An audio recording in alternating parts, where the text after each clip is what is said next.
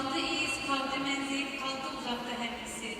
Çıksa boran, kösse kumlar, hem kömülmez izimiz. Doktimaz kervan yolda, gerçi atlar pek oruk. Tapkusi, bu izni bir gün, nevrimiz ya evrimiz.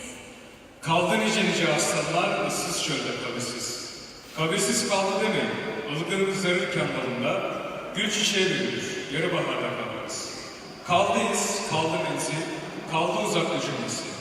Çıksa boran, göçse kumlar, hem gömülmez izimiz. Beklemez kervan yolunda gerçi atlar çok zayıf, bulacak hiç olmazsa bu izleri torunlarımız ya da neslimiz. Madem gözlerden bir damla yaş akar, akan yaşlarda esaretin çilesi var. Akan yaşta özgürlük aşkı var. Bayrağındaki maviliği gök kubbeden alan Doğu Türkistan, kundaktaki baladan Aksakallı dedesine kadar hürriyet aşkıyla yanıp tutuşmuş, hayata böyle tutulmuştur.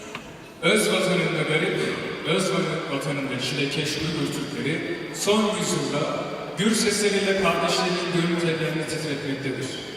Elbet bir gün gönüllerimiz gibi ellerimizle birleşecek temennisiyle al bayraktan gök bayrağı selam ederek Doğu Türkistan'dan sekimizi sahneye davet ediyoruz.